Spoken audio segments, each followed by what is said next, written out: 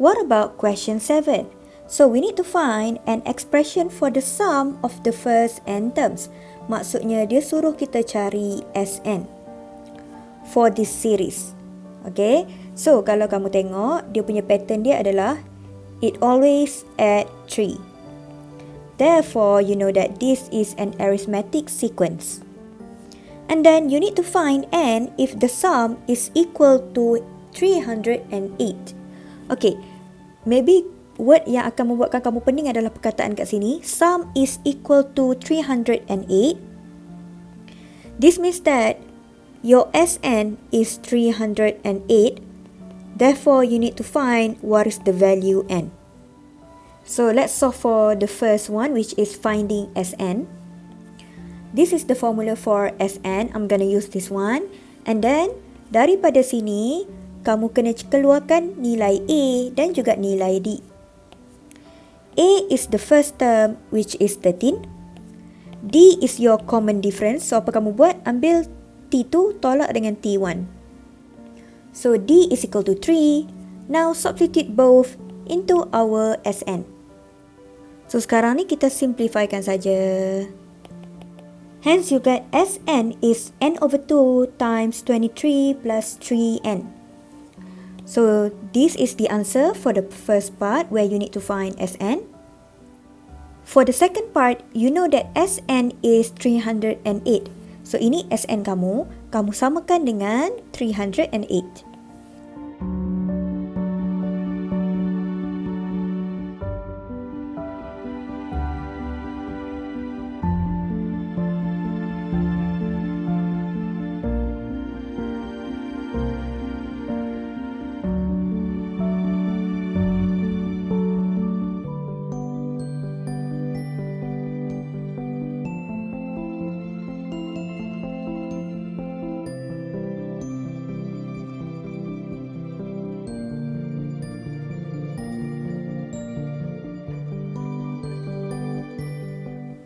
So, we will get n equal to negative 56 over 3 or n equal to 11.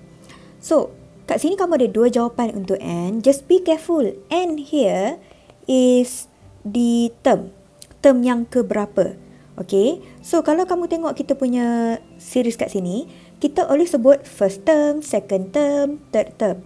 Dia sentiasa nombor bulat dan positif. Tapi kat sini, this one is negative. So, this is wrong. So, you can write rejected since n should be bigger than 0.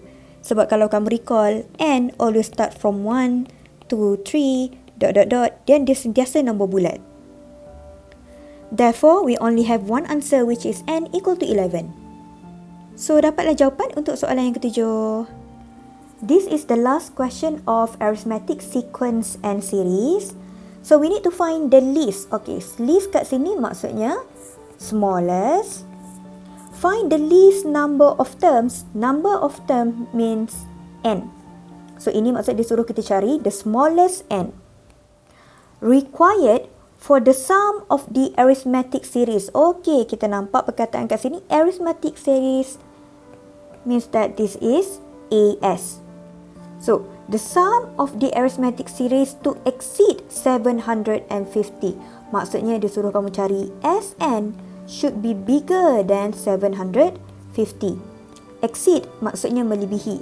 Greater than. Dia tak ada equal sign. Dia mesti guna greater than. Bukannya greater or equal. Ini salah. Ini baru betul. So, you need to find Sn bigger than 750 and then you find the smallest n.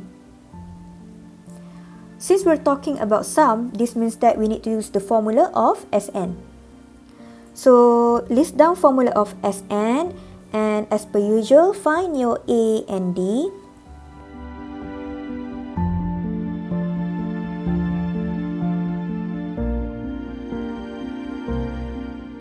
Now, substitute both values into Sn.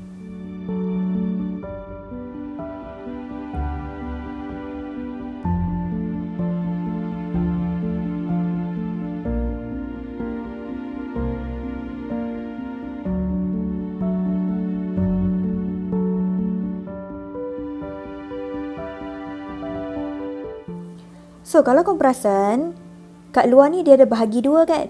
So, 26 plus 4n can be divided by 2.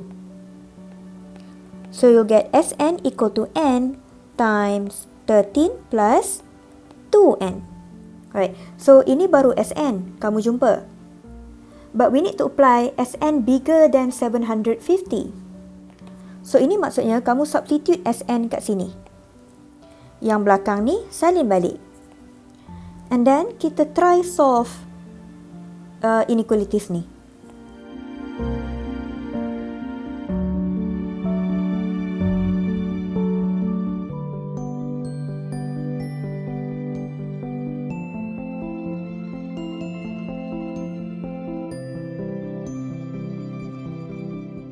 So kat sini kita ada quadratic inequality. Therefore you need to use TOS, but before that make sure that your quadratic inequality is factorized completely. Maksudnya kalau boleh bahagi 2, bahagi 2. Kalau boleh bahagi 5, bahagi 5. So here, just use your calculator and you will realize that you will get decimal number. Okay, so recall kalau kamu dapat perpuluhan macam 1.4495 etc. semua tu, ini maksudnya kamu tak boleh factorize. Therefore, when you cannot factorize, you need to take out what is A, what is B, what is C. So here is A, B is 13, C is negative 750. And then kita akan masuk dalam formula negative B plus minus square root B square minus 4AC divided by 2A. So sebelum ni kita selalu letak huruf X kan? Tapi just be careful, dalam kita punya quadratic inequality, we're using n instead of x. So this should be n. And then as per usual, kamu tengok kat sini tak ada equal sign. This means that you must use not equal sign. So just substitute A, B, C into this equation. Tapi kamu tak perlu nak buat calculation untuk dapat dapat jawapan. Straightforward, kamu guna sahaja jawapan yang diberikan di dalam calculator. So using your calculator, you'll get 16.386 or negative 22.886. So we know that both of them use open bracket.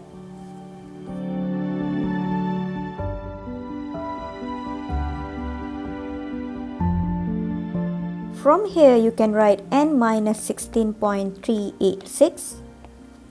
From this one, you can get n plus 22.886. So now just do TOS as per usual. But before that, just be careful, recall balik n. Your n should always start from 1 to until infinity. So it should always be positive. So ini positif, tapi ini negative. So it is rejected since n should be bigger than 0. Okay, yang pasal perpuluhan kamu tak perlu ambil tahu lagi sebab this one, dia akan jadi perpuluhan since this is quadratic equation that cannot be factorized. Lagipun soalan dia kata smallest n. Bila dia perkataan smallest n ataupun largest n, semua tu maksudnya kamu akan dapat perpuluhan dulu. Okay, so bila dapat perpuluhan, barulah nanti kamu akan dapat nombor bulat. So now we're gonna do TOS, but only for this n.